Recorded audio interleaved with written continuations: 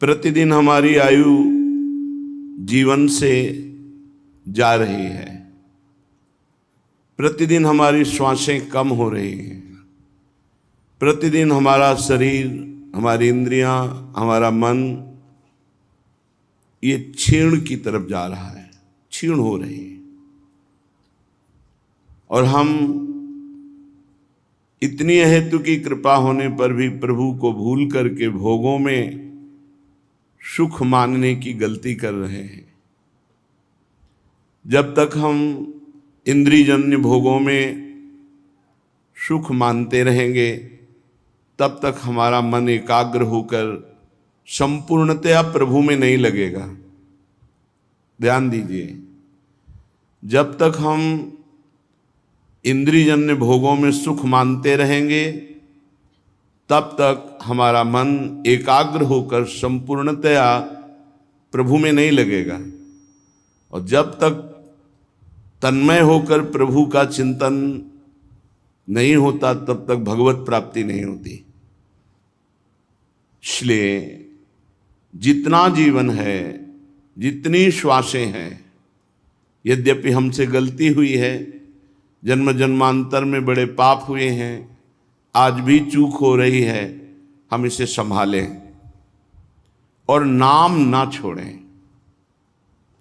नाम यदि निरंतर पकड़े रहे तो सब चूक क्षमा हो जाएगी और इसी जन्म में ऐसा संयोग बनेगा कि भगवत प्राप्ति हो जाएगी। श्रीपाद प्रबोधानंद जी कह रहे हैं, मास्तु मम कदापि पाप रूपिणो नरकादुद्धारः किंतु श्री वृंदावन राधा तन्नागर नाम विस्मृतिम नयितु। यद्यपि मैं बहुत बड़ा पापी हूं, बहुत बड़ा का शब्द है, इतनी कृपा होने पर फिर भी पाप आचरण, तो बहुत बड़ा पापी हूं। मत्समहि पापात्मा कोपि न भूतो ना चास्ति नो भविता। मैं ऐसा पापी हूं कि मेरे समान इस जगत में न कोई पापी हुआ है, न है और न हो सकता है। मत्सम ही पापात्मा कोपि न भूतो ना चास्ति नो भविता। ना है, न हुआ है और न होगा। मैं ऐसा पापी हूं। मास्तुमम कदापि पाप रूपिणो, यद्यपि मैं पाप रूप ही हूं। इस श्रीपाद प्रबोधानंद जी अपने लिए नहीं कह रहे, ये महापुरुष जन तदात्म भाव से संपूर्ण चराचर जीवों के लिए करुणा करके बोल रहे हैं कि यदि ऐसा भी पापी हो कि जिसके बराबर न पीछे कोई हुआ है, न आगे कोई होगा, न वर्तमान में कोई है, अगर वो भी जो बिल्कुल नरक पहुंचने की पक्की तैयारी हो गई है, ऐसा पापी है, अगर वो भी श्रीधाम वृंदावन का आश्रय लेकर राधा और तन नागर नाम विस्मृतिम नयु, यदि वो श्री राधा श्री राधा श्री राधा ऐसा उच्चारण करने लगे और तन नागरन नाम, उनके परम प्राण प्यारे प्रीतम चतुर्शिरोमणि श्री लालजू का नाम, बस जान लो अब उसका कोई भी पाप उसकी दुर्गति नहीं कराएगा। राधा वल्लभ राधा वल्लभ, राधा राधा राधा राधा, अगर ऐसा नाम उच्चारण कर रहा है तो अब उसका नरकों से उद्धार हो गया, कोई भी पाप का दंड उसे नहीं मिलेगा। पकड़ो इस बात को। यदि ऐसा पापी है कि ना हुआ है, ना है, ना होगा, इतना बड़ा पापी है, महान दुराचारी, फिर भी उसको भगवत कृपा से वृंदावन आने को मिला, सत्संग सुनने को मिला और ऐसा निश्चय कर लिया कि अब राधा राधा रटूंगा, अब मैं नाम नहीं छोड़ूंगा। नाम विस्मृतम नहीं तो, नाम को अब नहीं छोड़ूंगा। तो कह रहे हैं बस अब किसी पाप की ताकत नहीं कि उसे दंड दे सके। पकड़ो इस बात को, जीवन का परम लाभ नाम है, नाम। आपको राधा नाम प्रिय नहीं तो जो नाम प्रिय हो वो आप नाम जप करो। सब नाम, अनंत नाम हमारे प्रभु के ही हैं, सब सामर्थ्यवान हैं, पर हम वृंदावनवासी श्री राधा उपासी, हमारा तो जीवन प्राण ही राधा राधा राधा। तो कह रहे तन्मे सहज निरंकुश करुणम वृंदावनम परम शरणम। ये निरंकुश मन और इंद्रियां तन में लग जाएंगी राधा नाम के प्रभाव से सतमार्ग में। बहुत से ऐसे जन हैं जिनके ऊपर कृपा हुई और उन्होंने राधा नाम जपना शुरू किया और अपने जीवन का परिवर्तन खुद देख रहे हैं कि जो 20 वर्ष व्यसन करने वाले लोग हैं वो व्यसनों का त्याग कर राधा नाम के प्रभाव से सतमार्ग में चल रहे हैं। पकड़ लो, कोई भी ऐसा नहीं जिससे पापाचरण न बन जाए। भगवान या भगवान के कारक पुरुष, इन दो को छोड़कर कोई ऐसा सृष्टि में नहीं है जिससे गलती ना हो जाए। सबसे गलती, बड़ी गलती हो जाती, खेल खेल में गलती हो जाती है। अगर हम नाम का आश्रय लिए हैं तो धीरे धीरे हमारी सब गलतियां ठीक हो जाएंगी। इसीलिए हम समस्त साधकों से, उपासकों से, भक्तों से, गृहस्थों से, विरक्तों से, जो जो हमने महापुरुषों से सुना है, शास्त्रों में पढ़ा है, साधन किया है, उसका सार पाया है नाम जप। आपको अगर विश्वास हो जाए तो भटकना बंद हो जाए। जितना नाम जप करोगे उतने गंभीर होते जाओगे। जितना नाम जप करोगे निरंकुश मन और इंद्रियां अंकुश में हो जाएंगी। जितना नाम जप करोगे रूप प्रकाशित हो जाएगा। मन, बुद्धि, चित्त, हम सब लट्टू हो जाएंगे प्रियालाल के रूप में। कभी भी इनकी ताकत नहीं है कि हट सकें, पंग हो जाएंगे, निकल नहीं सकते। जैसे दूबरी गाय दलदल में फंस जाए तो निकल नहीं सकती, ऐसे प्रेम रस में, जहां रूप रस में जहां फंसा मन, बस फिर तो रूप चके घूमत रहे। तन को तनिक न भान, नारायण दृग जल बहै, यह है प्रेम पहचान। दंपति रस में भीने हुए गदगद कंठ, नाम उच्चारण करते हुए श्रीधाम वृंदावन में जगत को पावन करते हुए ऐसे महापुरुष विराजमान हैं जिनकी जिह्वा से निरंतर नाम चलता है। सब साधनों का सर्वश्रेष्ठ साधन नाम, और सब साध्यों की प्राप्ति कराने में समर्थ नाम। नाम से बढ़कर कोई नहीं है, नाम ही है। इसलिए कैसा भी पापी क्यों न हो, यदि नाम लेता है तो प्रभु की प्राप्ति हो जाती है।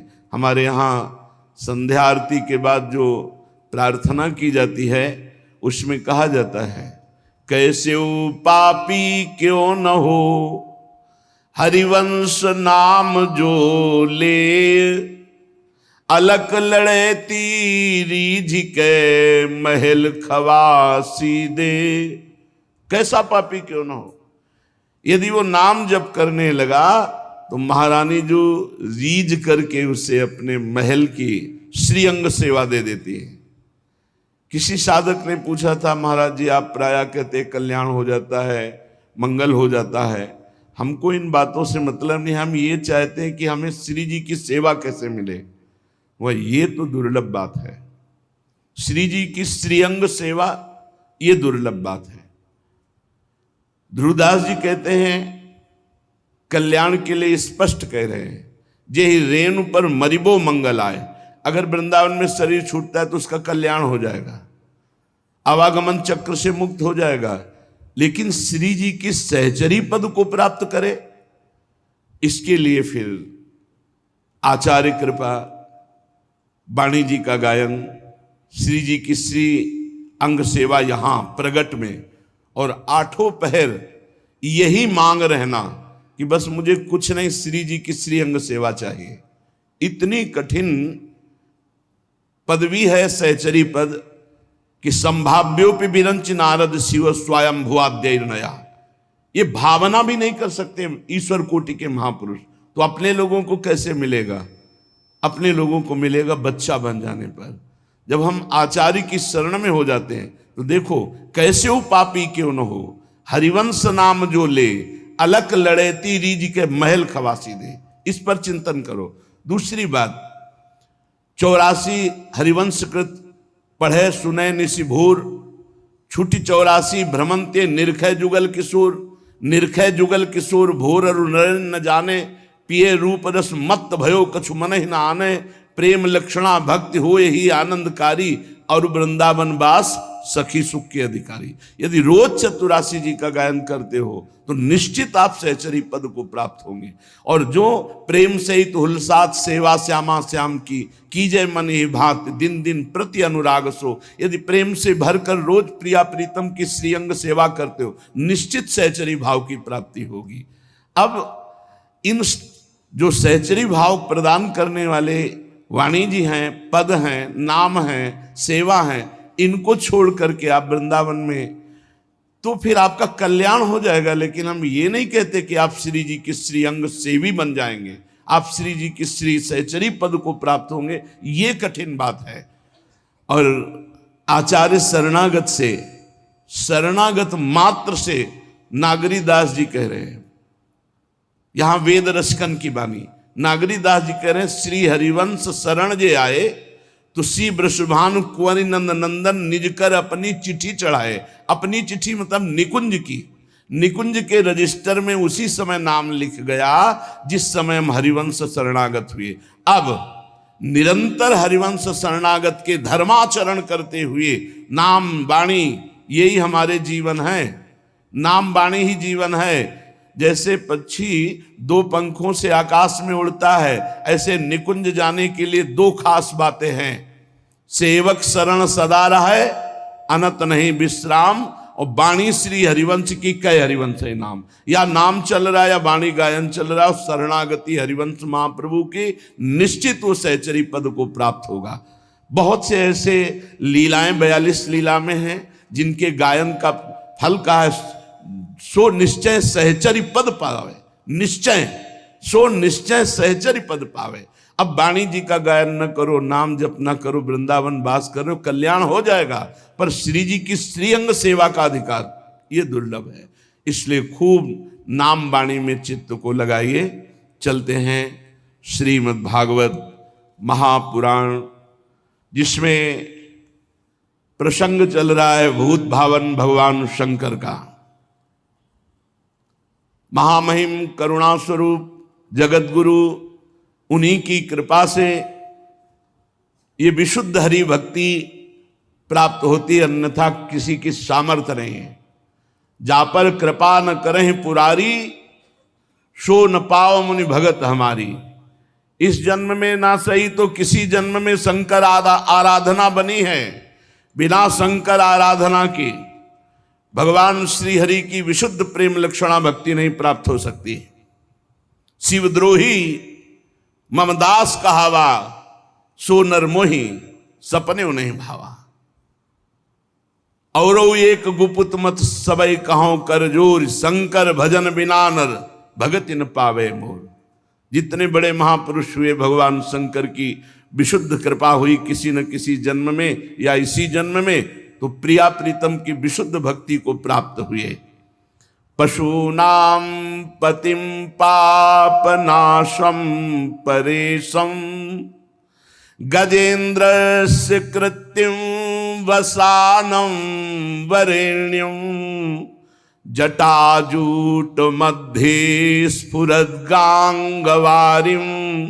महादेवमेकं स्मरामि स्मरारिं। महेशं सुरेशं सुरारार्तिनाशं, विभुं विश्वनाथं विभूत्यंगभूषं, विरूपाक्षमिन्द्वर्क वह्निर्त्रिनेत्रं, सदानन्दमीडे प्रभुं पंचवक्त्रं, गिरीशं गणेशं गले नीलवर्णं, गवेन्द्राधिरूढ़ं गणातीत रूपम भवं भास्वरं भस्मनाभूषितांगं भवानी कलत्रं भजे पंचवक्तं शिवाकांत शंभो शशांकार्धमौले महेशानशूलिन जटाजूटधारिन त्वमेको जगद व्यापको विश्वरूप प्रसीद प्रसीद प्रभो पूर्ण रूप प्रसीद प्रसीद प्रभो पूर्ण रूप। प्रसंग चल रहा था, देवाधिदेव महादेव आदि गुरु भगवान शंकर का अपमान किया दक्ष ने। जब ये प्रजापति पद में हुए तो सभा हुई, उस सभा में सब महान जन पधारे, भगवान श्री हरि नहीं आए थे। सभा में जब कोई बड़ा सम्माननीय पद या कोई बड़ा महापुरुष पधारे तो खड़ा हो जाना चाहिए हाथ जोड़कर, ऐसी मर्यादा है। सब खड़े हो गए, देवता, अग्नि, देवराज इंद्र और सब लोकपाल, सब।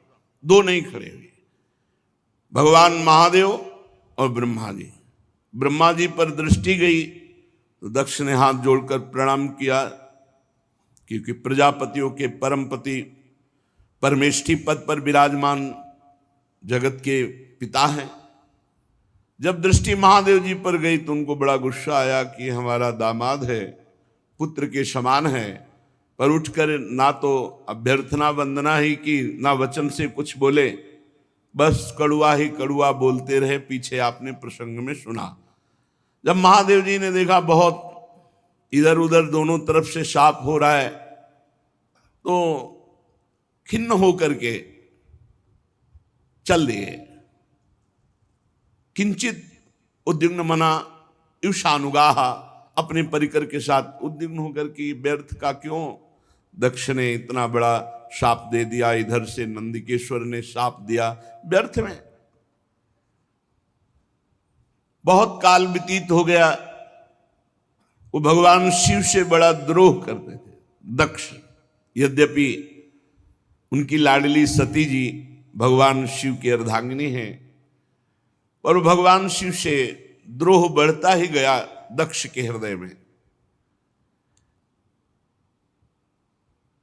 सदा विद्विष तोरेवम कालौ वै धीमानयो, उस द्वेष को वो बार बार चिंतन करके नया बढ़ाता गया।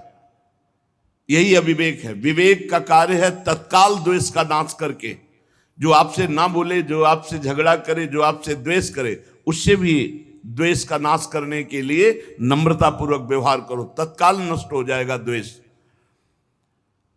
पर वो बहुत समय तक द्वेष करता रहा। जब कोई महापुरुष से द्वेष करे और उसकी उन्नति हो तो जान लेना ये उन्नति नहीं है, ये उसको ऊपर चढ़ाकर पटकने के लिए व्यवस्था की गई। उसी समय ब्रह्मा जी ने प्रजापति तो पहले ही बना दिया था, प्रजापतियों का अधिपति बना दिया। प्रजापति नाम सर्वेशा माधिपत्य स्मयो भवत, और बढ़ा दिया, समस्त प्रजापतियों का अधिपति। अब तो और अहंकार बढ़ गया। भगवान शंकर को नीचा दिखाने के लिए ब्रह्म ऋषियों को निमंत्रण दिया और वाजपेय यज्ञ किया, बिल्कुल शिव का भाग नहीं दिया। फिर बृहस्पति शव नामक बहुत बड़ा यज्ञ है ये। जब इस यज्ञ को अनुष्ठान में बड़े बड़े ऋषियों को निमंत्रण, सब भगवत स्वरूपों को निमंत्रण, लेकिन भगवान शंकर के यहां कोई निमंत्रण नहीं, यज्ञ में कोई भाग नहीं। यज्ञ उत्सव में सभी ब्रह्म ऋषि, देव ऋषि, पितर, देवता आदि अपनी अपनी पत्नियों के साथ पधारे। सबका विधिवत स्वागत किया दक्ष ने। खास बात यहां थी कि जो और बहनें थी सती जी की, तो कैलाश के ऊपर ही से विमान से चर्चा करते हुए जा रही थी। बड़ा निमंत्रण दिया है पिताश्री ने, बहुत आदर पूर्वक ऐसा। दक्ष कुमारी सती जी ने ये सुना। सती बिलोके व्योम विमाना, जात चले सुंदर विधि नाना। महाराज, कोई यज्ञोत्सव हो रहा है, हमें लगता है हमारे पिताजी का। क्या ये जो हमने सुना सही है भगवान शिव से? पूछो तब शिव कहो बखानी, पिता यज्ञ सुनी कछु हर्षानी। भगवान शिव ने कहा सत्य है, तुम्हारे पिता इस समय बड़े पद पे हैं, बहुत बड़ा यज्ञ कर रहे हैं, और ये सब निमंत्रित देवांगनाएं, देवता, तुम्हारी बहनें, ये सब जा रही हैं।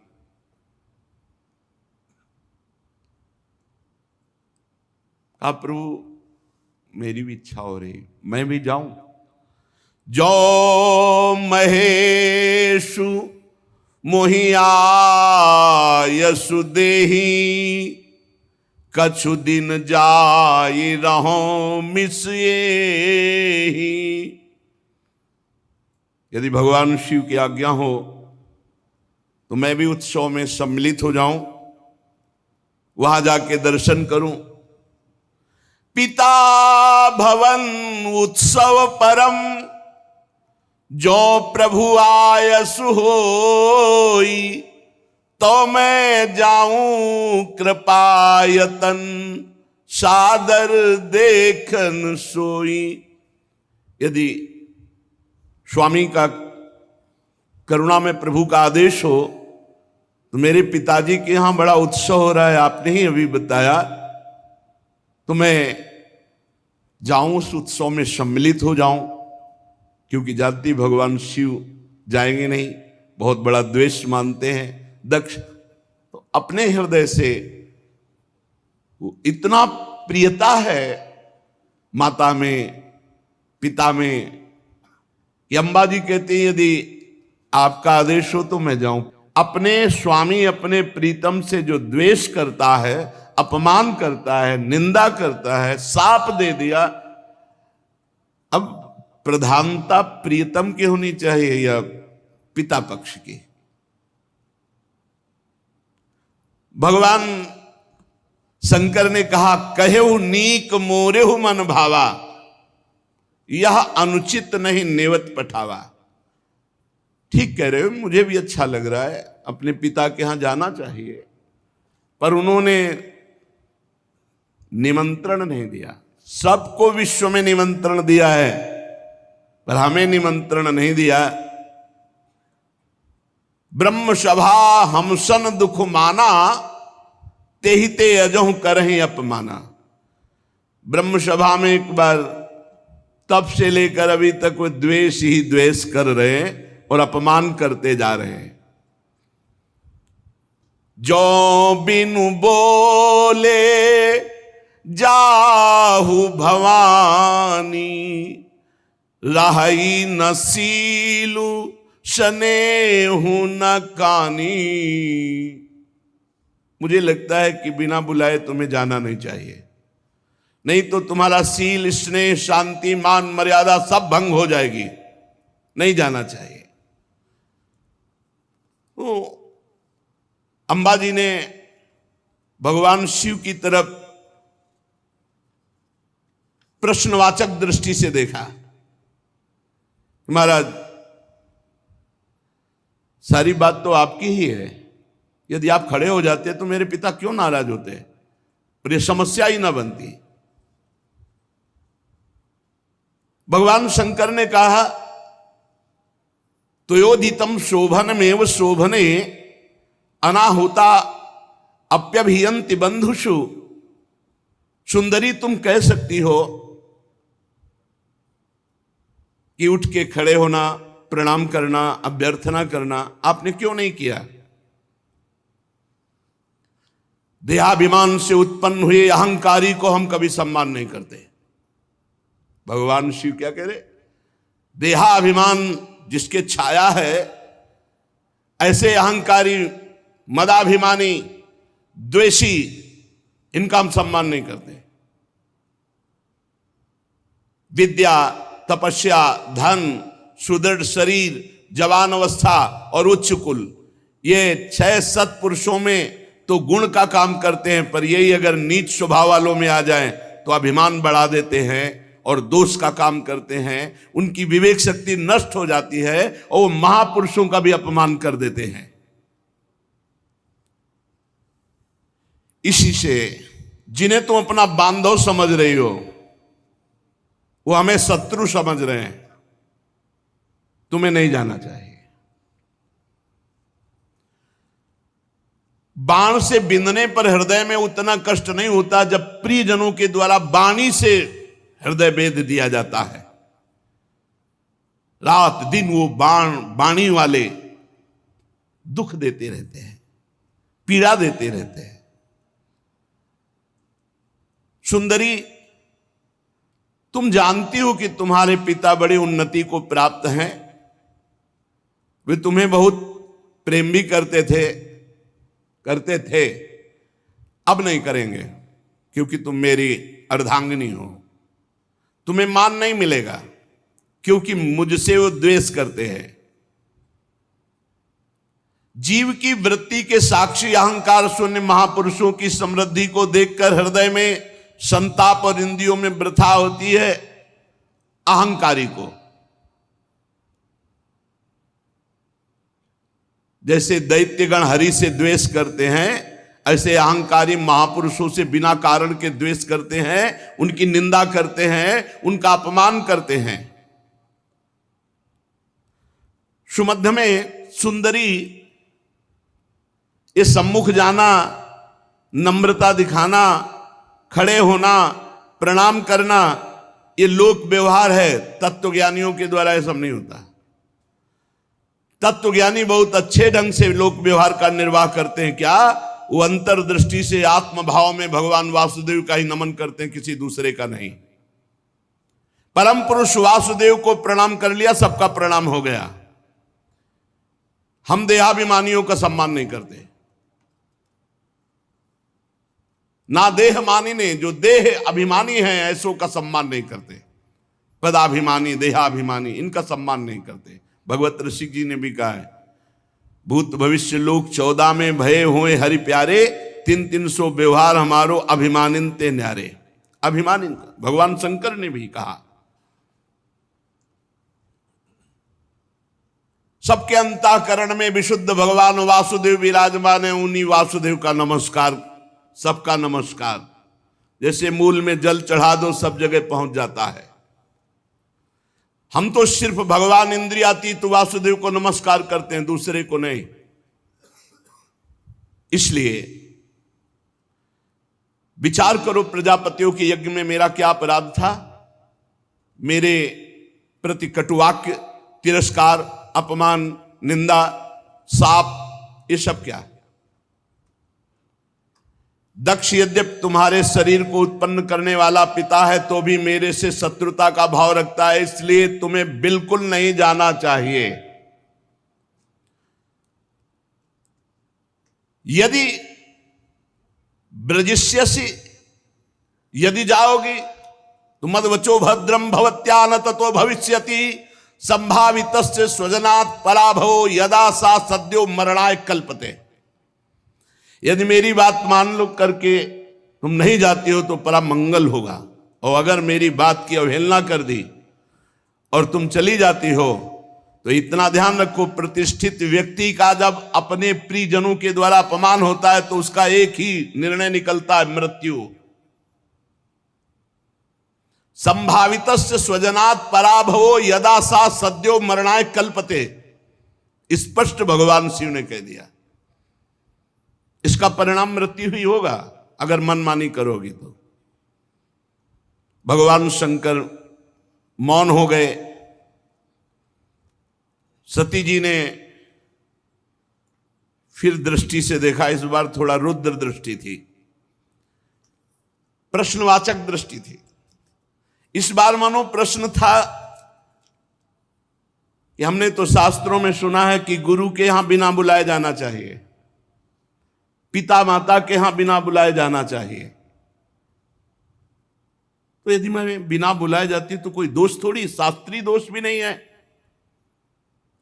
क्योंकि भगवान शंकर ने कहा जो बिनु बोले जाओ भवानी, राहे न सील स्नेह न कानी।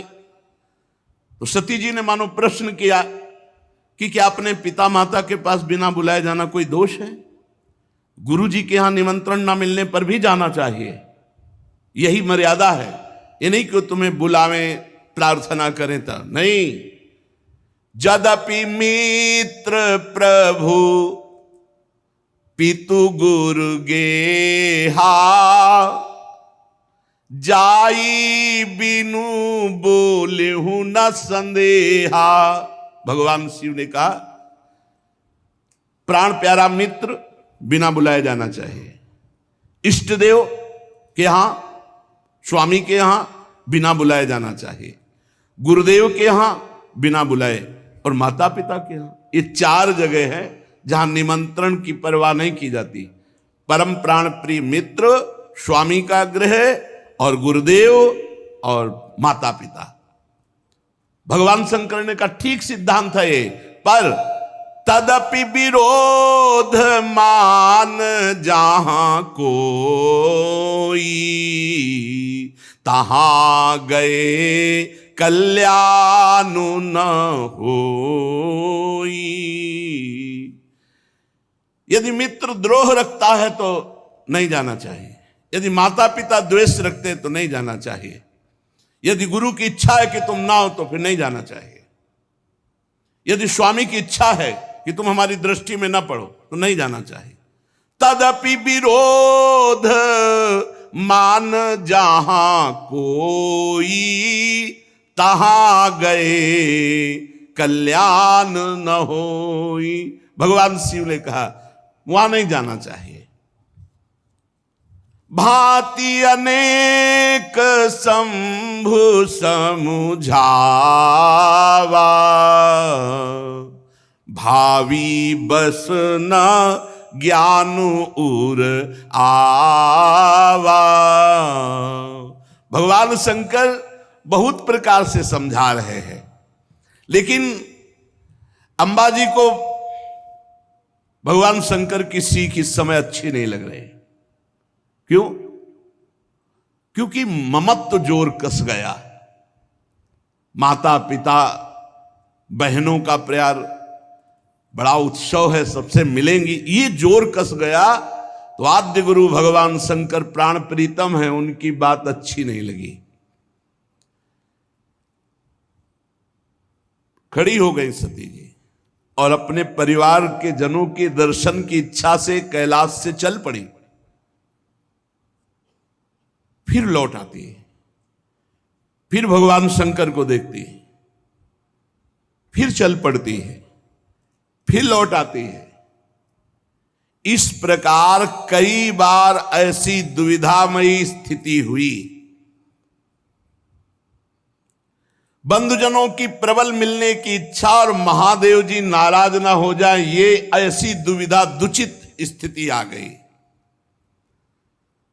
बार बार निकलना, बार बार वापस आना। आखिरी बार भगवान की शंकर की तरफ रोष दृष्टि से देखा, कांपने लगा शरीर सती जी का, और ऐसा लगा मानो भस्म कर देंगी।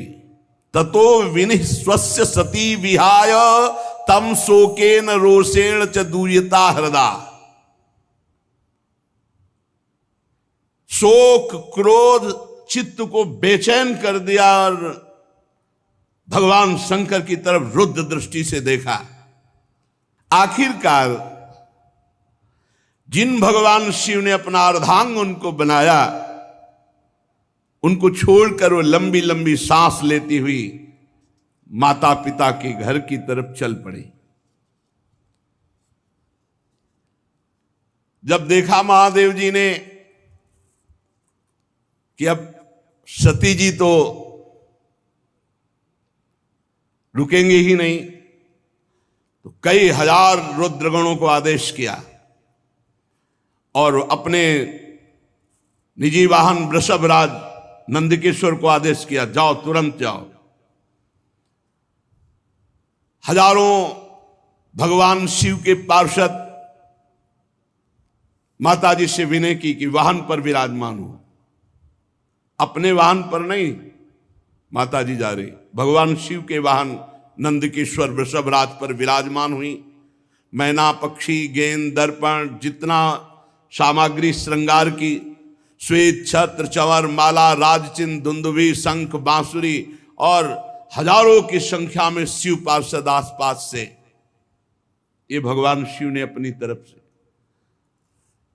माताजी आखिरी बार तो बहुत रुद्र दृष्टि देख करके गई। अब जब सेवकों के साथ यज्ञशाला में प्रवेश किया तो वहां ब्राह्मण लोग वेद ध्वनि उच्च स्वर से होड़ लगी हुई थी। देखा स्वर्ण, डाब, चर्म आदि के जो मिट्टी, काठ आदि के पात्र अलग अलग, सब देवताओं का भाग, सबकी व्यवस्था, लेकिन पूरी यज्ञ में कहीं भी भगवान शंकर का कोई स्थान नहीं, कोई भाग नहीं। सती जी को जे ही दक्ष ने देखा तो बड़े क्रोध दृष्टि से देखा और कोई आदर नहीं, कोई बातचीत नहीं। सती जी ने देखा, अरे मेरे प्रीतम का कहीं यज्ञ में कोई भाग नहीं और ये पिता होकर मेरे साथ ऐसा बर्ताव। बहनें जो बड़ी मुस्कुराती हुई एक उपहास जनित ऐसे, निमंत्रण तो गया होगा आपके पास, सती जी के हमारे पास, हमारे लिए तो वाहन भी गया था, व्यवस्था भी गई थी, अच्छा भले आ गए। उपहास। केवल एकमात्र सती जी की माता उस सहृदय प्रेम से मिली। सादर भले ही मिली एक माता, भगिनी मिली बहुत मुस्काता। दक्षिण कछु पूछी कुशलाता, सती बिलो की जरे सब गाता। सती जाई देख्यू जब जागा, कतहु न दीख शंभु कर भागा। तब चित चढ़े जो शंकर कहेऊ, प्रभु अपमान समुझी उर दहेऊ। सती जी ने देखा कि बहनें मुस्कुरा करके मिल रही हैं, पिता तो देखते ही जल गया और भगवान शंकर का कहीं कोई भाग नहीं। बहुत क्रोध आया, मानो संपूर्ण लोकों को अंबा भस्म कर देंगी। दक्ष की तरफ देखकर कहा, कर्म मार्ग के अभ्यास में घमंडी शिव जी से द्वेष करता है। तब तक मर्यादा रहती जब तक इष्ट पर प्रहार न होगा, इष्ट के संबंध पर प्रहार हो। तो जैसे पिताश्री कह के बात करने वाले प्रहलाद जी ने दैत्यराज कह के बात किया, ऐसे का कर्म मार्ग के अभ्यास में लगा हुआ घमंडी तो भगवान शिव से दोह करता है। लड़खड़ा रही थी क्रोध में वाणी अंबा जी की, तू पिता है क्या? तू जानता है भगवान शंकर से बड़ा कोई सृष्टि में है? नायस्य लोके त्यतिसायनः प्रियस तथा प्रियो देह भृताम प्रियात्मना तस्मिन् समस्तात्मनि मुक्त वैरिके रीते भवंतम कतमः प्रतीपयेत। तू जानता है जिनका न कोई प्रिय है ना प्रिय है, सदैव अपने आत्म स्वरूप में निमग्न रहते हैं, उनसे वैर किया तूने। सर्व कारण परमेश्वर भगवान शिव से तेरे जैसा घमंडी और कौन हो सकता है जो वैर करे। ब्राह्मणों, तुम लोग दोष देख रहे हो फिर भी यज्ञ करा रहे हो। साधारण पुरुष ऐसा नहीं कर सकता। जिस यज्ञ में भगवान शिव का भाग नहीं दिया गया, अहंकार पूर्वक करता है, वो यज्ञ कैसा? इसका मतलब तुम सब दंड के भागी बनोगे। खेद है, महापुरुषों का अपराध जिस सभा में होता है, सभा सहती पूरी सभा को दंड भोगना पड़ता है, पूरी सभा को। जो दुष्ट मनुष्य स्वरूप इस शरीर को आत्मा मानता है और भगवान शिव से या महापुरुषों से द्रोह करता है, निंदा करता है, उसका सर्वनाश निश्चित होता है। महापुरुष नहीं करते कुछ, उनकी चेष्टा पर ध्यान भी नहीं देते, परंतु उनके चरणों की धूल उस महान अपराधी को भस्म कर देती, नष्ट कर देती है। महापुरुषों की निंदा जैसा जघन्य कार्य इन देहाभिमानी को ही शोभित होता है। शिव, ये दो अक्षर एक बार जिसकी मुख से निकल जाए, तत्काल समस्त पापों का नाश करके परम पद प्रदान कर देते हैं। शिव, भगवान शंकर की आज्ञा का कोई उल्लंघन त्रिभुवन में कर सके? पवित्र कीर्ति मंगल में मेरे स्वामी शंकर से द्वेष करता है पिता, तू अमंगल रूप है, तेरा सर्वनाश निश्चित है। अंबाजी बोली, अरे भगवान शिव तो महापुरुषों के भी महापुरुष है, जिनका मन मधुकर ब्रह्मानंद रस में डूबा रहता है, जिनके चरणों की सेवा के लिए सनक सनंदन सनातन सनत कुमार बड़े बड़े ब्रह्म ऋषि याचना करते हैं। उन विश्वबंधु विश्व आत्मा भगवान शिव से वैर तेरे जैसा अहंकारी ही कर सकता है। अरे भगवान शिव स्मशान भूमि की चिता को लगाते हैं, नरमुंडों की माला पहनते हैं, जटा विखेरे भूत पिशाच साथ रखते हैं, पर उनके चरणों से गिरे हुए निर्माल्य को ब्रह्मा आदि बड़े बड़े देवता मस्तक पर धारण करते हैं। निरंकुश, धर्म मर्यादा विहीन, अय दक्ष, जब मेरे स्वामी ये कहेंगे आओ दक्षायणी, तो मैं सुन नहीं पाऊंगी, क्योंकि शरीर से तेरा संबंध है और तू मेरे प्रीतम से द्रोह करता है, निंदा करता है।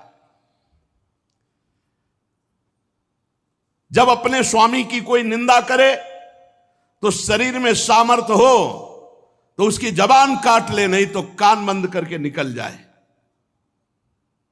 अंबाजी कह रहे, करुणों पिधाय निर्याद्यत कल्प ईशे धर्मा वितर स्तृणभिर नभिरस्य माने छिंदात प्रसई रुसती मसतिम प्रभुश्चे जिभ्याम। या तो कान में अंगुली डाल करके सभा से निकल जाए और या उसकी जबान काट दे जो अपने इष्ट की, अपने स्वामी की निंदा कर रहा हो। बकवाद करने वाली अमंगल रूप दुष्ट जिह्वा को काट डाले। दोनों इस समय में नहीं कर सकती। ना कान में अंगुली डाल के यहां से जा सकती हूं और ना तेरी जबान काट सकती हूं, इसलिए मैं अपने प्राण तो दे सकती हूं। सती जी ने कहा, भगवान नीलकंठ शिव की निंदा करने वाले, तेरे से शरीर संबंध रखता है कि तू पिता कहलाता इस शरीर का। तो जैसे कोई भूल से गंदी वस्तु खा ली जाए तो उसे वमन किया जाता है, ऐसे भूल से मैं तेरे यहां पुत्री हुई हूं आकर, और तू मेरे प्रीतम का द्रोही है, इसलिए मैं इस शरीर को नहीं रखूंगी, क्योंकि शरीर तेरे से संबंध रखता है। महामुनि जिनके चरणों का आश्रय लेकर स्वरूप में रमण करते हैं, जो विधि निषेध से परे तत्व हैं, उन प्रभु शिव की अवहेलना। अरे अज्ञानी, तुझे पता नहीं मेरे प्रीतम शिव क्या है। पिताजी, यदि तू ये नहीं जानते हो कि भगवान शंकर परब्रह्म परमात्मा हैं, तो हमारा ऐश्वर्य भी तुम नहीं जान सकते हो। हमारा ऐश्वर्य सिर्फ आत्मज्ञानी महापुरुष जानते हैं, क्योंकि भगवान शिव सदैव वट वृक्ष के नीचे रहते हैं। चिता की राख, मुंडों की माला, चंद्रमा मस्तक पर, गंगा जी जटाओं पर, हर समय ध्यानस्थ या भगवत चर्चा परायण, कोई लौकिक सामग्री नहीं। और जो झुका उसे विश्व बंदनी बना दिया, महाऐश्वर्य में बना दिया। सती जी कहती, पिताजी हमारा ऐश्वर्य अव्यक्त है, आत्मज्ञानी ब्रह्मबोध संपन्न महापुरुष हमारा ऐश्वर्य जान सकते हैं, तुम्हारे जैसे देहाभिमानी नहीं। ये यज्ञशालाओं में यज्ञान से तृप्त होकर प्राण पोषण करने वाले एक कर्मठी देवता या तुम्हारे जैसे यज्ञ करता मेरे स्वामी के वैभव को नहीं जान सकते। भगवान शंकर का अपराध करने वाले अपराधी आपके इस शरीर से उत्पन्न हुए निंदनीय देह को अब एक क्षण मुझे नहीं रखना। लज्जा आती ही मुझे इस शरीर पर कि मैं दक्ष पुत्री हूं। मेरे प्राण प्रीतम शिव का अपराध करने वाले, तुझे धिक्कार, और तेरी पुत्री कहलाने वाले शरीर को धिक्कार। अगर मैं वापस जाती हूं, भगवान शिव कहेंगे आओ दाक्षायणी, दक्ष पुत्री आओ, ये मैं नहीं सुन सकती। ये मैं नहीं सुन सकती कि भगवान शिव का अपमान करने वाले शरीर से हमारा संबंध है। उत्तर दिशा की तरफ मुख करके मौन होकर बैठ गई, आचमन किया, पीला वस्त्र ओढ़ा, आंख मूंद करके योग मार्ग में स्थित हुई। तत्काल आसन बांधकर प्राणायाम प्राणवायु को नाभि चक्र का भेदन करते हुए उदान वायु को नाभि चक्र से ऊपर उठा करके अनिंदिता महामहिमामयी सती हृदय स्थित वायु को कंठ मार्ग से भ्रकुट के बीच में लाकर और सबके परम पूजनीय अपने प्राण प्रीतम भगवान शंकर का ध्यान, और ध्यान करते हुए अंदर से मांगा, बार बार मेरा जन्म हो और मेरे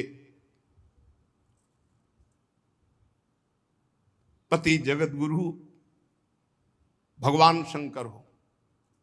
अंतिम समय ध्यान में यही मांगा कि बार बार मेरा जन्म हो और हर जन्म में हमारे पति जगत गुरु भगवान शंकर हो। बस भगवान शंकर के ध्यान में तन्मय होकर सब कुछ भुला दिया। यहां तक ये भूल गई कि मैं दक्ष पुत्री सती हूं, सब विस्मृत, केवल शिव। तुरंत आग लग गई, चरणों से लेकर पूरे शरीर में आग लग गई। भगवान शिव के चिंतन में तन्मय और अपने प्राण त्यागने की जे ही धारणा की तो योगाग्नि प्रकट हो गई अंबाजी के शरीर में। हाहाकार मच गया, पूरे शरीर में दिव्य आग। समस्त देवता जो यज्ञ में सब कोलाहल मच गया, भागे सब इधर उधर भागे कि अब तो आतंक हो जाएगा, अब तो सर्वनाश का खेल होगा। क्योंकि सती जी ने शरीर छोड़ दिया तो रुद्रगण कैसे किसी को चैन से रहने देंगे। जो बड़े बड़े याज्ञिक थे उन्होंने कहा, अरे ये दक्ष के दुर्व्यवहार से कुपित होकर देवादिदेव महादेव की प्रिया सती ने अपने शरीर को त्याग दिया। अरे देखो सारे चराचर के जीव इस दक्ष प्रजापति की संतान है, फिर भी ये कैसा दुष्ट है।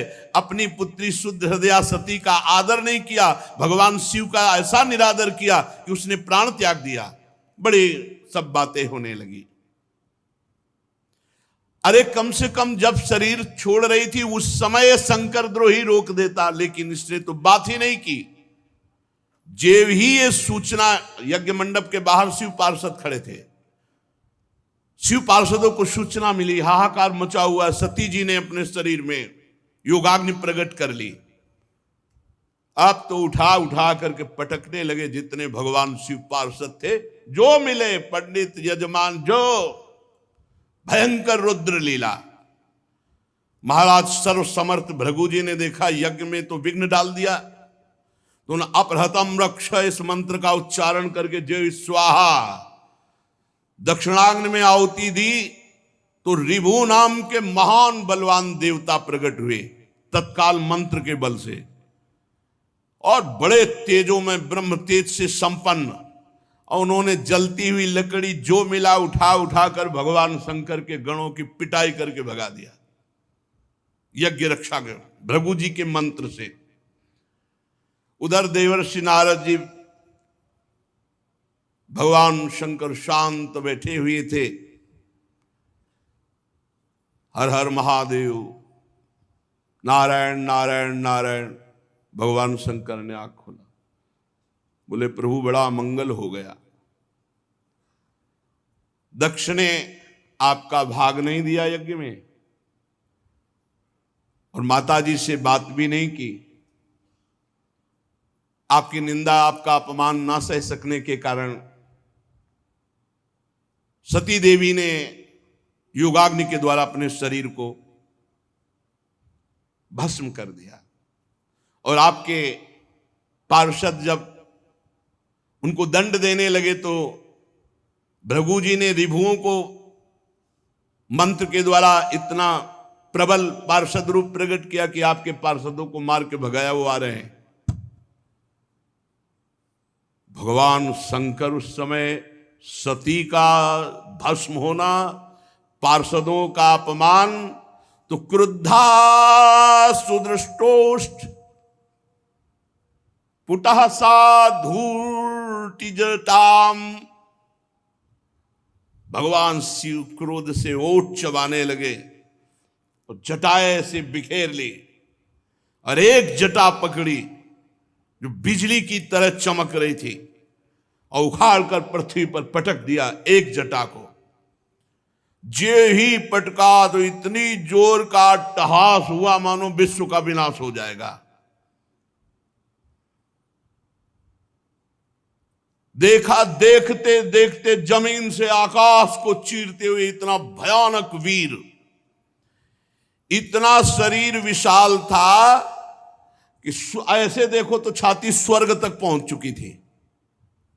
1000 भुजाएं, मेघ के समान श्याम वर्ण, जलते हुए 3 विशाल नेत्र, बाहर मुंह से निकली हुई विकराल दाढ़ें, अग्नि की ज्वाला के समान लाल लाल जटाएं, गले में नरमुंडों की माला और 1000 हाथों में 1000 अस्त्र धारण किए हुए। तम किम करोमीति गृणंतमाह बद्धांजलिम। भगवान भूतनाथा, हाथ जोड़कर वो महावीर बोला, हे भूतनाथ क्या आज्ञा है हमारे लिए। दक्षम सयज्ञम जहि मद भटानाम त्वम गणो रुद्र भटांश को मैं। भगवान शंकर ने कहा, जाओ दक्ष, उसके यज्ञ, पार्षद, यज्ञ करता सबको नष्ट कर दो। देवादिदेव भगवान शंकर जे भी ऐसी आज्ञा दी तो उस महावीर पार्षद का नाम वीरभद्र। भगवान शंकर के चरणों को स्पर्श करके परिक्रमा करके चलने को जैसे ही अगला कदम रखा मानो भूकंप आ गया। इतना विशाल का शरीर, ऐसा मालूम होने लगा मानो भूकंप आ गया। बड़े वेग से कुछ ही क्षण में सिंहनाद दहाड़ करते हुए यज्ञ मंडप की तरफ।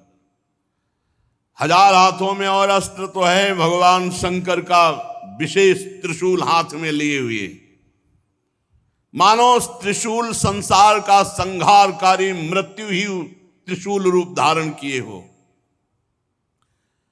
हजारों सेवक और पीछे चल रहे रुद्रगण, आगे वीरभद्र। वीरभद्र के पैरों की धमक से पृथ्वी हिल रही थी। ऋत्वज यज्ञशाला में जजमान सदस्य ब्रह्म ऋषि धमक से समझ गए कुछ गड़बड़ होने वाला। अट्टहास सुनाई दिया, धूल दिखाई दी, तो जो चतुर विद्वान ब्रह्म ऋषि थे तो उन्होंने कहा कि अभी निकल लो। जो कुछ समझदार थे वो तो लघु शंका के बहाने, और जो थे कि मैं मंत्र के द्वारा अब देवता प्रकट करूंगा फिर रुद्रगणों की, अब वो बात नहीं थी, क्योंकि ये और कोई नहीं, महाकाल स्वयं रूप धर के वीर रुद्र का। जब वो चल रहे थे तो ऐसा लग रहा था आंधी तूफान चल रहा है, इतनी धूल उड़ रही थी, जटाएं ऐसी चमक रही थी मानो बिजली चमक रही हो, अट्टहास गर्जना। दक्ष पत्नी प्रसूति अन्य स्त्रियों से व्याकुल होकर कहने लगी कि अब सर्वनाश निश्चित है, क्योंकि सती का तिरस्कार हुआ, महादेव जी को पता चल गया। भगवान शिव के अनादर का परिणाम अभी सर्वनाश शुरू हो जाएगा, मुझे अनुभव हो रहा है। इतने ही में प्रलय काल उपस्थित, जटाजूट बिखेरे हुए, शस्त्रास्त्रों से सुसज्जित और सामने तांडव करते हुए, और रुद्रगण और विशाल काय शरीर वीरभद्र मेघ गर्जना के अट्टहास से 10 दिशाएं कंपायमान कर दी। बार बार शिव शिव वीर रुद्र पुकारते, मानो विधाता ने साक्षात काल की रचना की हो विनाश के लिए।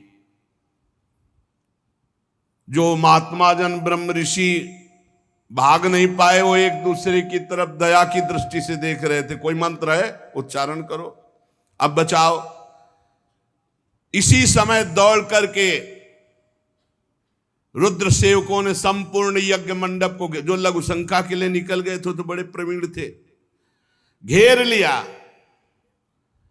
और भगवान शिव के जो गण हैं, किसी का मुख मगरमच्छ जैसा, कोई भूरे रंग का, कोई बौना, कोई कैसे कैसे भगवान शिव के गण हैं।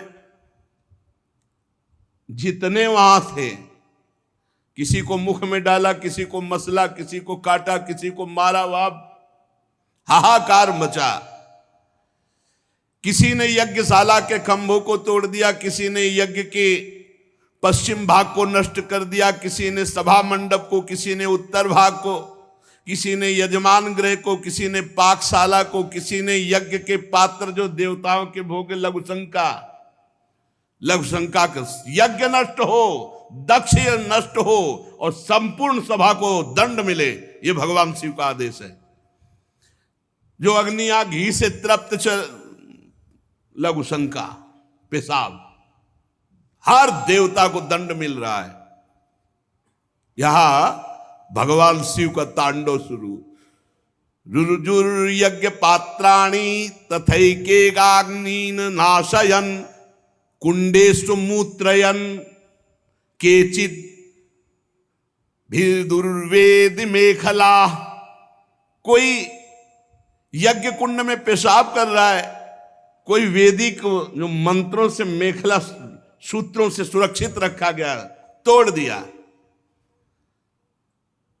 कोई भी अग्नि वहां सुरक्षित नहीं थी जिसमें लघुशंका न की, सब बुझा दी। जो बड़े बड़े ऋषि शुरुआत लिए थे, पकड़ पकड़ के दाढ़ी मार पिटाई दक्षगण।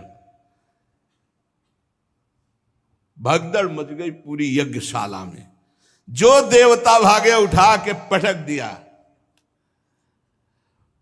मणिमान जी ने भृगु जी को, जो देवता रिभु प्रकट किए थे, बांध लिया, उठा के पटक दिया और छाती में धर करके चरण उनकी दाढ़ी उखाड़ी। चंडीस ने पूखा को, जब वो साप दे रहे थे ना, देखते जो हंस रहे थे, और जब सती जी नाराज होके बोल रही थी तब हंस रहे थे, तो चंडीस ने पहला घूंसा मारा कि 32 उनके बाहर निकले आए। जो पूषा देवता थे, नंदीश्वर ने भग देवता को पकड़ा हो, आंख दिखा दिखा के दोनों आंखें फोड़ दी। और वीरभद्र ने प्रजापति दक्ष को ऐसे, जैसे बाज अपने पंजे में पकड़ लेता छोटे पक्षी को, ऐसे दक्ष प्रजापति को पकड़ा। भगवान शंकर के रुद्रों की जो सेना थी, भयंकर लीला शुरू हुई। बड़े बड़े देवता गिरा के मार पत्थर कुचल रहे हैं। जितने ऋत्वा सदस्य देवता जितने आए हुए निमंत्रण में थे, कोई ऐसा नहीं जिसको पीटा ना हो, जिसके अंग भंग ना हो गए हो। भगदड़ मच गई पूरी, किसी को भागने नहीं दिया, आसपास से घेरे हुए। भृगु जी सुरवा हाथ में लिए थे।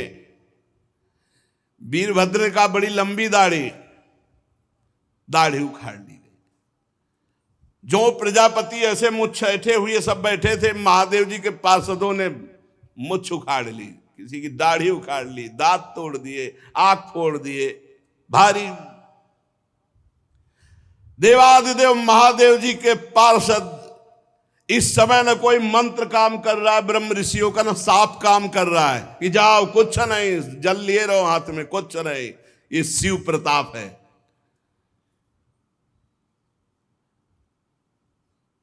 महादेव जी के जो कटु वचन सुन रहे थे कानों में, कान ही छेद दिए।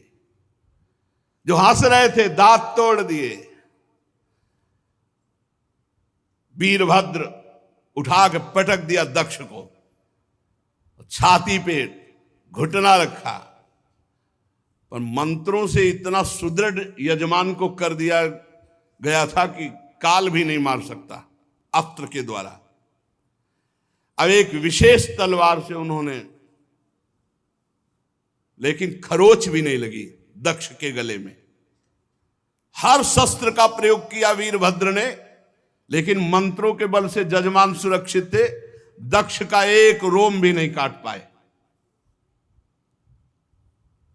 तब वीरभद्र ने कहा जरूरत ही नहीं अस्त्र की, धरालाद और पकड़ के खोपड़ी ऐसे ऐठ करके, वैसे किसी अस्त्र से नहीं काट, ले तुम्हारे मंत्र काम। सब मंत्रों को ऐठ करके खोपड़ी और जो पूर्णाहुति जैसे होती है, ऐसे यज्ञशाला में झोंक दिया दक्ष की खोपड़ी को।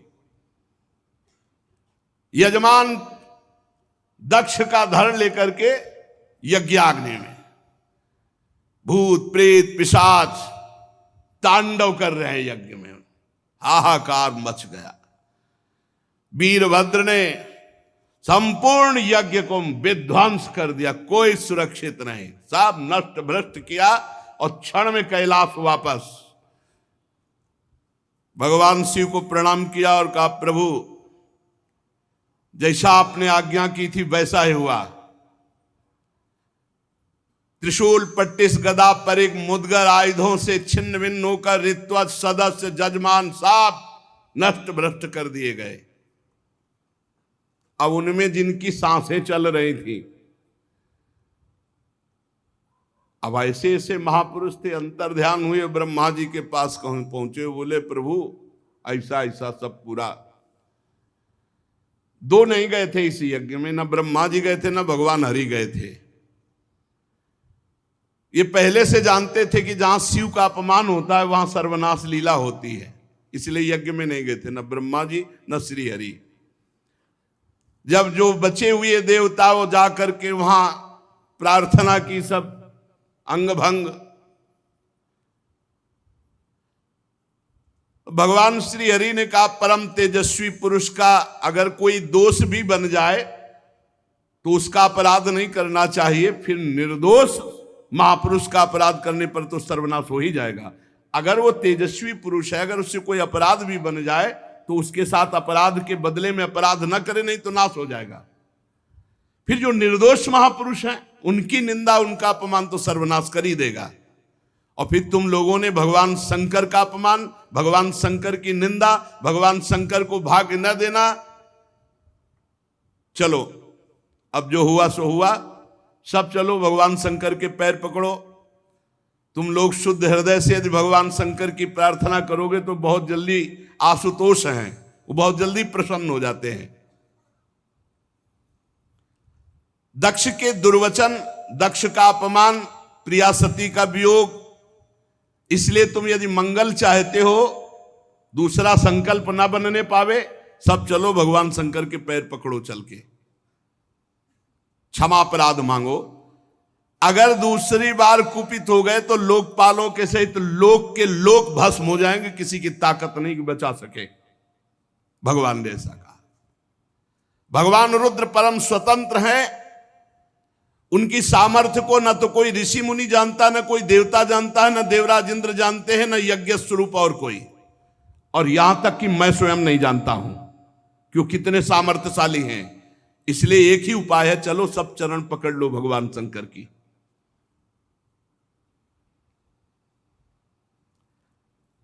इस प्रकार जब सबको प्रेरित किया तो भगवान ब्रह्मा जी प्रजापतियों को, पितरों को और जो बचे खुचे पिटे पुटे देवता थे उनको साथ लेकर कैलाश गए। कैलाश पर्वत दिव्य औषधियों से, दिव्य मंत्रों से और योग आदि से सुरक्षित है। ऐसा नहीं कि हर कोई कैलाश में प्रवेश पा लेगा। दिव्य औषधियां, दिव्य मंत्र, दिव्य योग आदि और दिव्य देवता किन्नर गंधर्व आदि के द्वारा सुरक्षित है।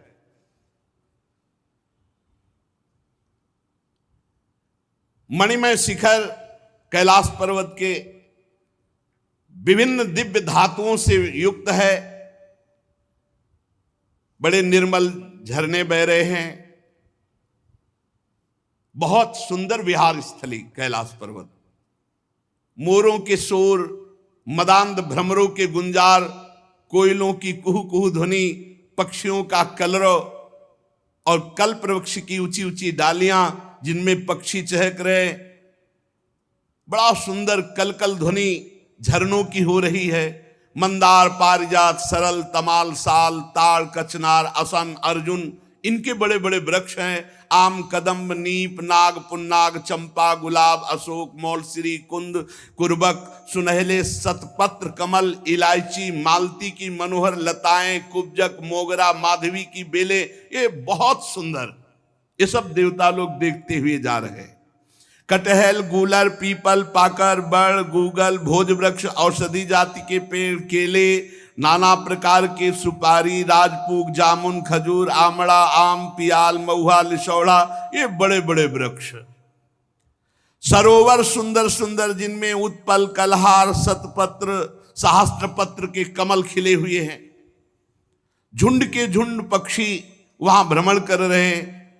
हरिन, बानर, जंगली सुअर, सिंह, रीछ, शाही, नीलगाय, सरब, बाघ, कृष्ण मृग, भैंसे, करणांत, एक पद, अश्वमुख, भेड़िया, कस्तूरी मृग, ये सब झुंड के झुंड बनाकर, और देखा कि उसके चारों ओर नंदा नाम की दिव्य नदी, जिसमें केवल देवी सती ही स्नान करती थी।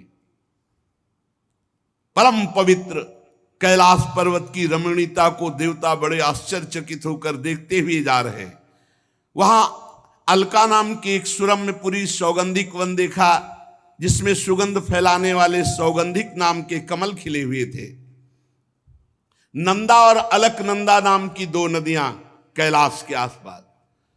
तीर्थपाद श्रीहरि के चरण रज के संयोग से अत्यंत पवित्र अलकनंदा, देवगंगा। अलकापुरी चांदी, सोने, बहुमूल्य मणियों, सैकड़ों विमानों से छाए। इसके बाद जैसे बिजली चमकती है, ऐसे तेजों में शिखर कैलाश के। कुबेर भगवान के सेवक शंकर जी के हैं। अलकापुरी कुबेर की राजधानी है।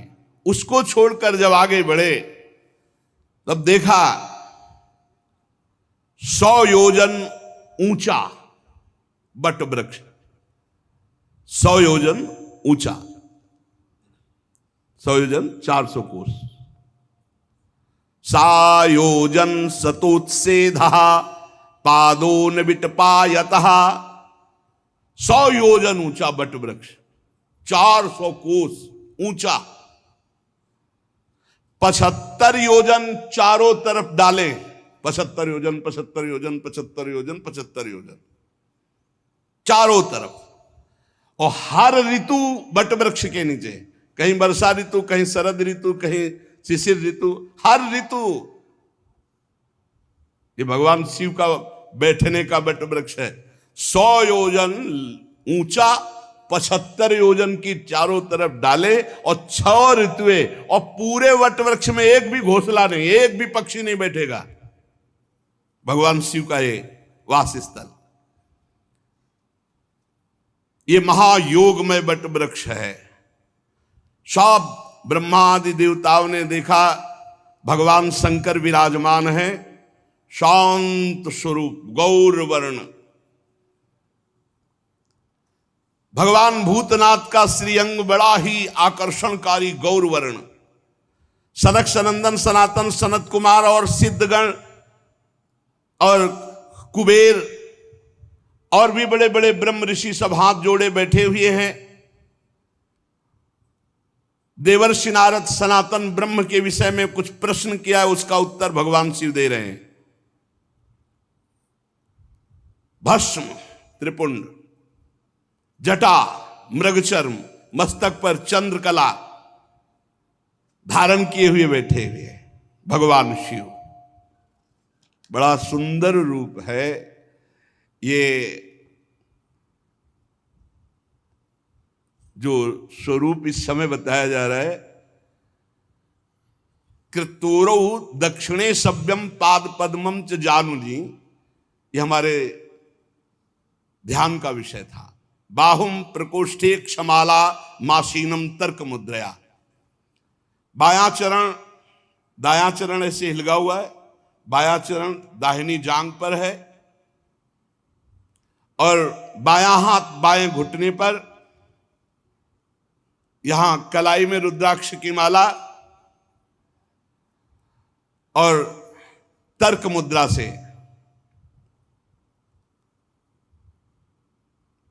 भगवान शिव ऐसे बाएं, इसमें बायां पैर दाहिनी जांग पे, दाहिना चरण हिलिग रहा है।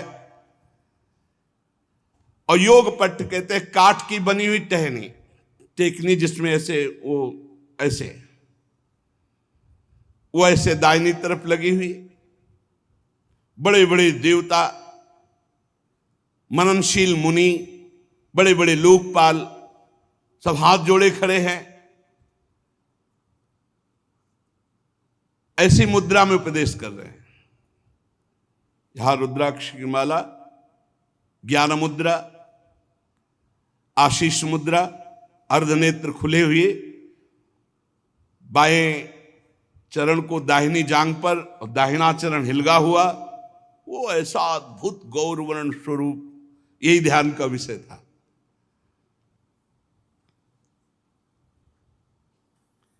समस्त देवता दैत्यों के अधिपति ब्रह्मादि सब महादेव जी के चरण कमलों की वंदना की।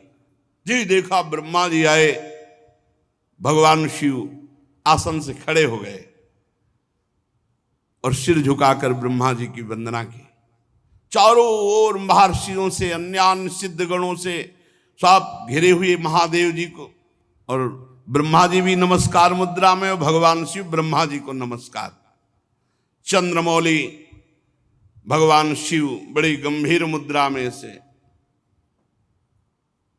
हंसते हुए ब्रह्मा जी ने कहा, जाने त्वामीशं विश्वस्य जगतो योनि बीजयो शक्ति शिवस्य च परम यत्तत् ब्रह्म निरंतरम। मैं जानता हूं स्वामी,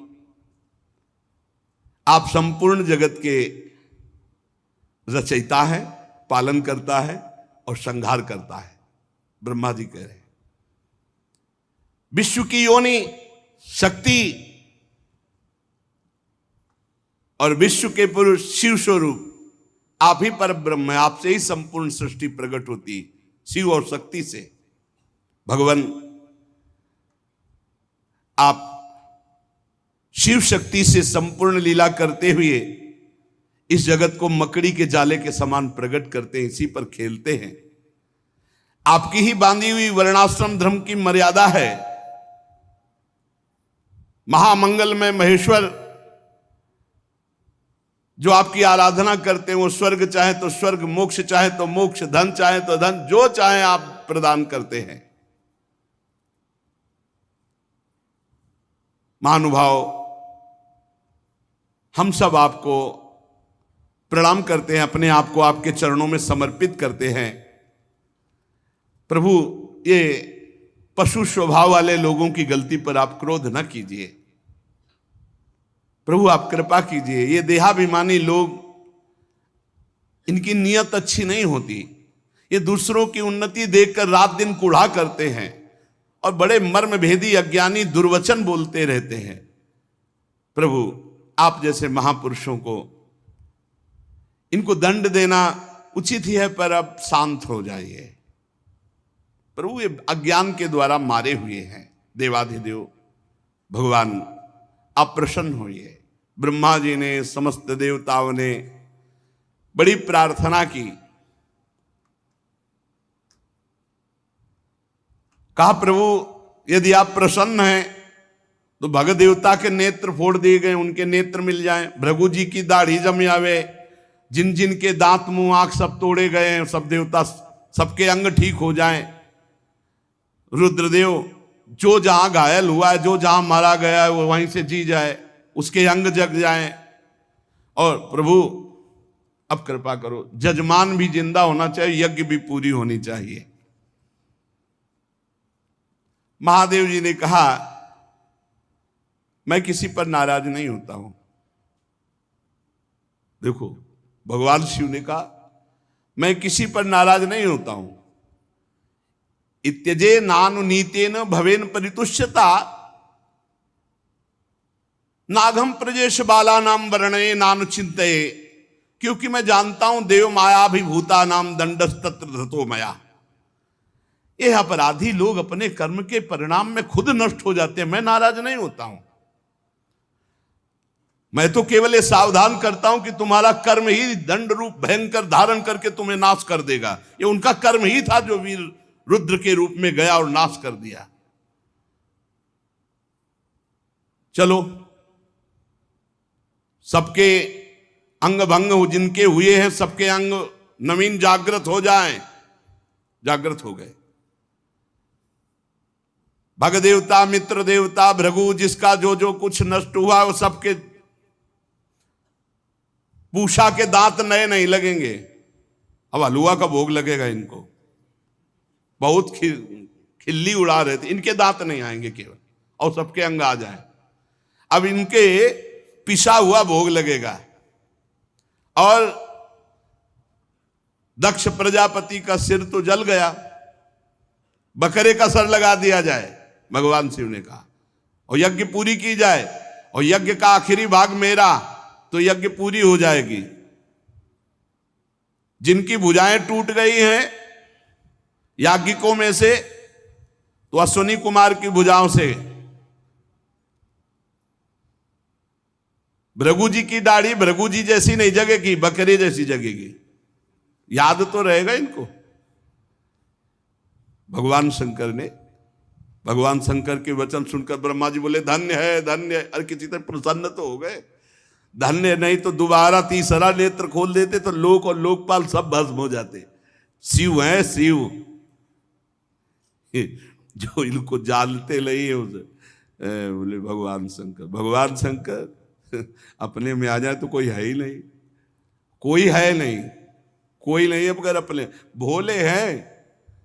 भोले हैं, बस इतनी बात समझो। इसीलिए इनकी कृपा से ही सब कुछ प्राप्त होता है।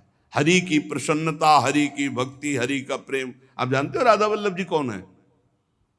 इन्हीं की आत्मा है, इन्हीं से प्रकट हुए हैं, इन्हीं से प्रकट हुए। भगवान शिव है।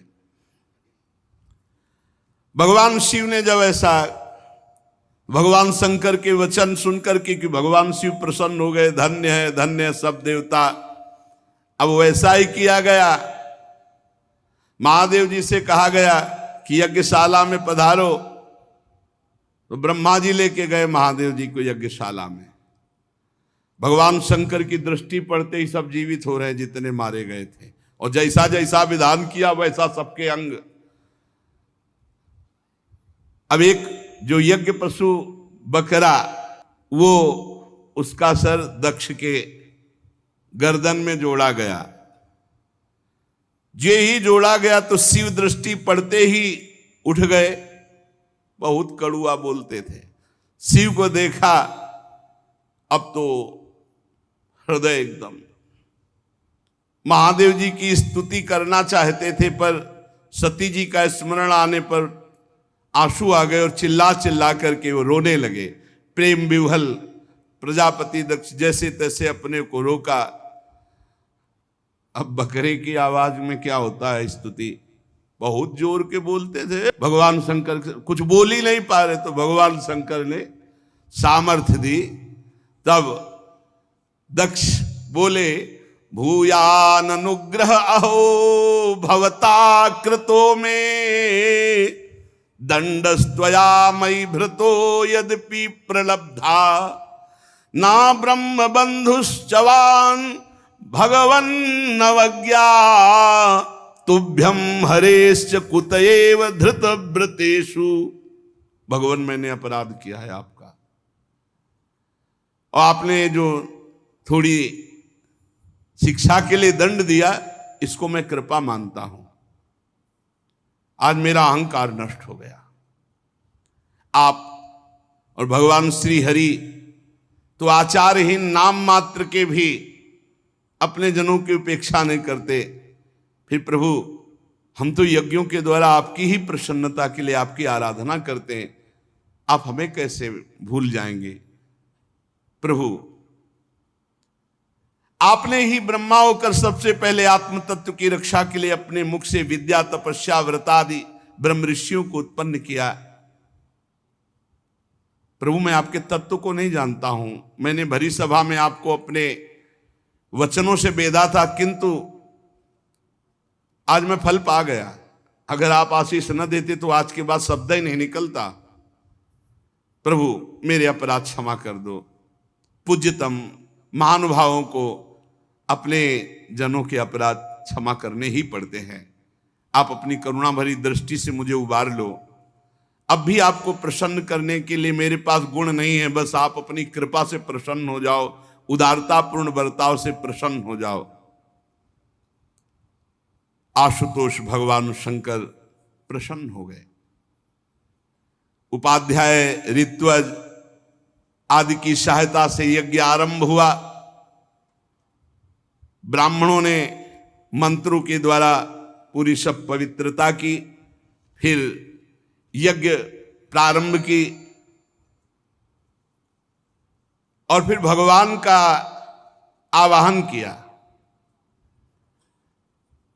पहले यज्ञ में ना तो ब्रह्मा जी आए थे ना भगवान आए थे। जब भगवान शंकर पधारे तो आवाहन जो ही किया, तो उसी समय श्याम वर्ण, कमर में सुवर्ण की करधनी, पीतांबर धारण की, अनंत सूर्यों के समान दीदीप्यमान मुख कमल, नीली अलकावली कांतिमय कुंडलों से शोभायमान, और शंख, चक्र, बाण, धनुष, गदा, खड्ग, ढाल, भगवान 8 भुजा धारण किए हुए वहां प्रकट हुए। हृदय में श्रीवत्स का चिन्ह, सुंदर बनमाला, उदार हास, लीला में कटाक्ष, आनंद मगन करते हुए आसपास सहस्त्रों पार्षद प्रकट हो गए, जो चवन ढुला रहे हैं, कोई छत्र लिए है। भगवान पधारे। ये देख करके ब्रह्मा जी, महादेव जी, देवराज इंद्र, सब ऋषि आनंदित हो गए और भगवान को प्रणाम किया। सबकी जिह्वा लड़खड़ा रही थी। भगवान के तेज के सामने कोई बोलने में समर्थ नहीं हो रहा था। ब्रह्मा जी की भी मति काम नहीं कर रही थी, ऐसा भगवान का दिव्य रूप। दक्ष ने, ऋत्वजों ने, सदस्यों ने,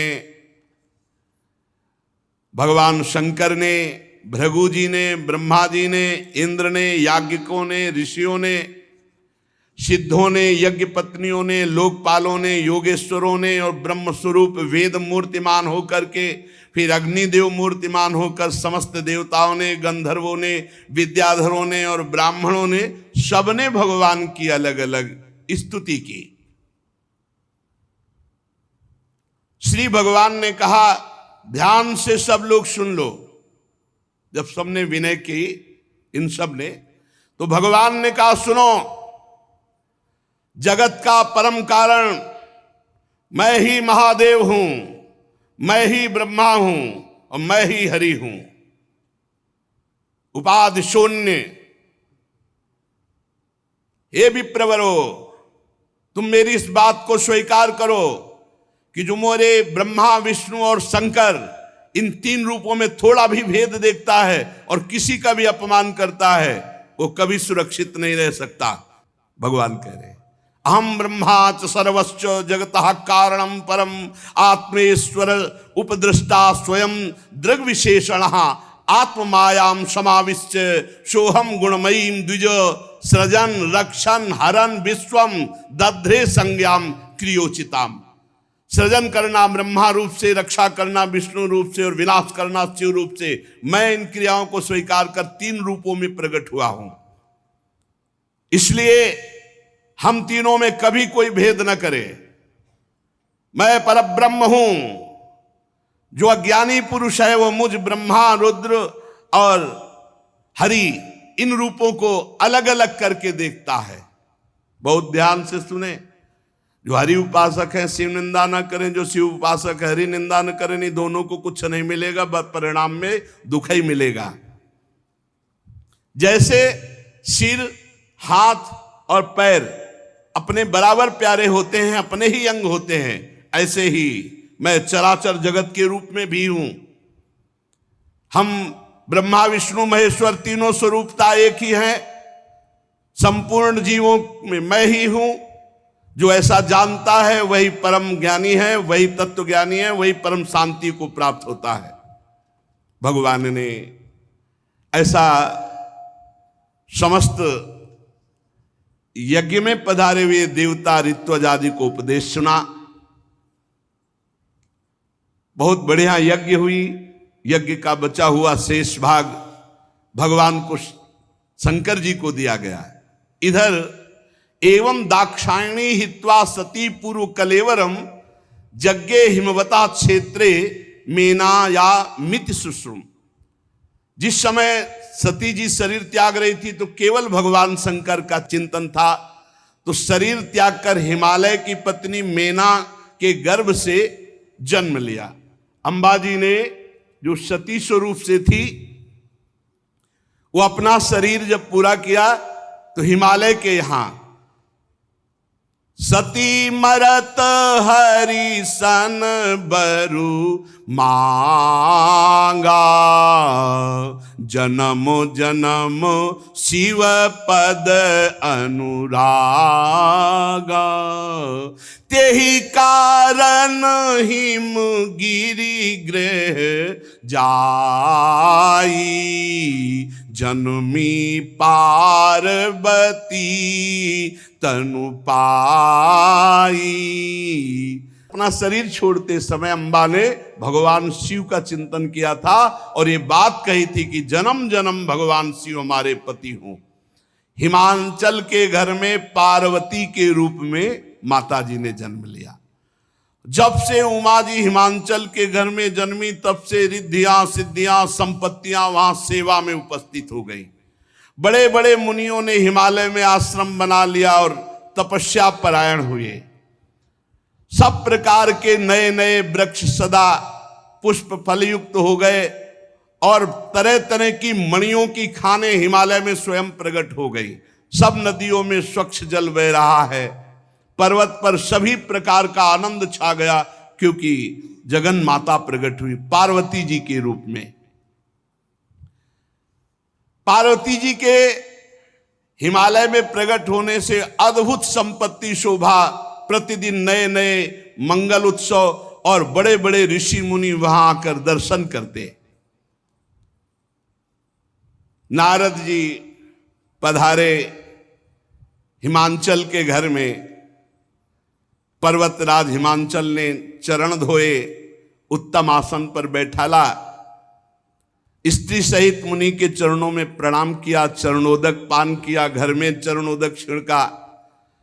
हिमांचल ने कहा हमारा बड़ा सौभाग्य है प्रभु आप पधारे और प्रभु आपकी कृपा से एक तेजोमयी दिव्य पुत्री प्रकट हुई है।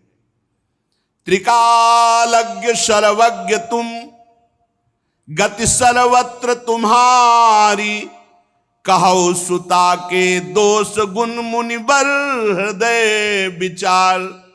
लाके पार्वती जी को, पार्वती जी के गुरु है नारद जी। नारद जी के सामने जगन माता अंबाजी को, जो अभी बहुत छोटी स्वरूप में है, कन्या रूप में, प्रणाम करवाया। महाराज आप त्रिकालज्ञ हैं, सर्वज्ञ हैं, आप बताइए इस कन्या के भाग्य रेखा में क्या है। नारद मुनि ने देखा, मन से वो तो जान ही रहे कि शिव प्रिया है, तुम्हारी कन्या सब गुणों की खान है, स्वभाव से सुंदर सुशील और बहुत ज्ञान समुद्र है। लक्षण विचार के कहा, इनका नाम उमा, अंबिका, भवानी ऐसे नामों से पुकारी जाएंगी, ये बड़े शुभ लक्षण हैं। और महाराज ये पति को बहुत प्यारी होंगी, और इनके पति अचल अविनाशी सुहाग, बड़ा यश फैलेगा आपका, सारे जगत में इससे बढ़कर कोई पूज्य नहीं होगा। जो इसका पूजन करेंगे वो जो कामना करेंगे वो प्राप्त कर लेंगे। देवी है, आद्या शक्ति। तुम्हारी पुत्री के सहारे पतिव्रत रूपी तलवार की धार पर नारियां चढ़ जाएंगी। पर्वतराज क्या वर्णन करें तुम्हारी कन्या के भाग्य। हाँ, आप कुछ दो चार अवगुण दिखाई दे रहे हैं, सावधान हो गए हिमालय। आपने सब सद्गुण वर्णन किए, आपने कहा अवगुण। अवगुण क्या है? बोले ध्यान देकर सुनो। अगुण अमान मातु पीतु हीना, उदासीन सब संशय छीना, जोगी जटिल अकाम मन, नगन अमंगल वेश, अस स्वामी यही का मिली, परिहस्त असिरेख। और तो सब ठीक है। इसका जो पति होगा गुणहीन, गुणहीन का मतलब त्रिगुणातीत, सतोगुण रजोगुण तमोगुण से परे, मानहीन अर्थात आत्मस्वरूप, माता पिता विहीन, इनके कोई माते पिता नहीं, इनके कौन माता, जगत के माता पिता तो आप है। और उदासीन, किसी से मतलब नहीं, और लापरवाह, परम स्वतंत्र, बेपरवाह, जोगी, जटाधारी, काम है ही नहीं हृदय में, दिगंबर रहते हैं, कभी बागंबर धारण कर लेते हैं। बस एक ही कमी है, पति ऐसा मिलेगा, और तो सब ठीक है। नारद जी की वाणी सुन करके सखियों को और उमा जी को, मैना और हिमांचल को, सबको आंसू आ गए, लेकिन अलग अलग भाव में। हिमांचल और मैना जी के आंसू आ गए, इतनी सुंदर पुत्री, ओ ऐसा विधाता की बुद्धि खराब, ऐसा वर निकली, और उनके आंसू आ गए। सखियों का हमारी सखी इतनी सुंदर, ऐसा पति।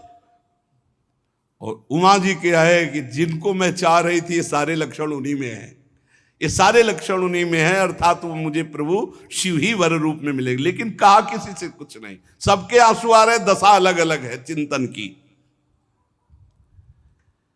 सखियां पार्वती जी की तरफ देख रही कि इतना सुंदर रूप, त्रिभुवन त्रिपुर सुंदरी है माता जी, और पति ऐसा कह रहे, जोगी जटिल अकाम मन, नगन अमंगल वेश, अस्वामी यही का मिली, परि हस्तरेख। किसी की समझ में नहीं आ रहा। मानो हाथ जोड़कर हिमवान कह रहे कि कोई अनुष्ठान, कुछ ऐसा जिससे ये रेखा बदल जाए, पति ऐसा ना हो मिले। देव ऋषि जी कह रहे नहीं, भाग्य रेखा वैसे ही भाग्य रेखा है, और हम जो जो आपको कह रहे हैं, हमारी बात कभी झूठी नहीं हो सकती, आप याद रखना। हिमवान, मैना, चतुर सखियां सब चिंतित हो गई। कहा मुनीस हिमवंत सुन, जो विधि लिखा लीलार, देव दनुज नर नाग मुनि को न मेट निहार। सुन लो भाई, जंतुर बंधवाने और नाना प्रकार के छूछा सुन लो। भजन करो भजन, भगवान का नाम जप करो, इस चक्कर में मत फंसो। कहा मुनीस हिमवंत सुनु, जो विधि लिखा लीलार, देव दनुज नर नाग मुनि को न मेट निहार। ये मारे घूम रहे हैं, सोच रहे कि हम पापाचरण करें, मनमानी आचरण करें, और कोई जंतुर बांध देगा, कोई छूछा कर देगा, कोई हवन करवा देगा, कोई राख दे देगा। अरे अब तो पूछो नहीं, भरमार लगी, भरमार लगी। कहे मुनीश हिमवंत सुनु, जो विधि लिखा लीलार, देव दनुज नर नाग मुनि को न मेट निहार। बस ये बात सुन, तो फिर जो हमारे भाग्य में लिखा है उसको भोगना पड़ेगा। गीता में भगवान कह रहे अवश्य में भोक्तव्यम कृतम कर्म शुभाशुभम, कोई उपाय नहीं। बोले है, तदपि एक मैं कहूं उपाई, होई करे जो दैव सहाई। क्या? यदि तुम्हारी पुत्री के भाग्य रेखा में जो लिखा है अगर उसको बदलना है तो जो तप करे कुमारी तुम्हारी, तो भावी मेटी सके त्रिपुरारी। एक उपाय, और ये हम सदैव कहते रहे, भजन और तपस्या में इतनी सामर्थ्य, उसे नष्ट किया जा सकता है प्रारब्ध को, पर अगर उसको नष्ट करने की कोशिश करे तो भगवत प्राप्ति रुक जाएगी। इसलिए बड़े बड़े संत भजन के प्रताप से भारी दुखों को सहकर और भगवान को प्राप्त हुए। बड़े बड़े संतों को देखा जिनके संकल्प में अमोघ सामर्थ्य, 8-8 घंटे गंगा जी में खड़े होकर भजन करते, कछुआ ने काटा, घाव बना, कुछ दिन बाद कीड़ा पड़े, पूरे पैर में कीड़ा पड़ गए, पधार गए। सामर्थ्य इतनी की एक इतनी बड़े मटके में छोटे से, और पंजीरी लाखों को बांट दे तो पंजीरी खत्म न हो। पंजीरी बाबा उनके कहते, एक से एक बरगदिया बाबा, कितने सिद्धों की बात बताएं। देव दनुज नर नाग मुनि को न मेटनहार। एक उपाय, जो तप करे तुम्हारी कुमारी, भावी मेट सके त्रिपुरारी। अगर तपस्या की जाए, भजन किया जाए तो मिटाया जा सकता है, पर उसको मिटाने में लगो तो भगवत प्राप्ति में बाधा हो जाएगी।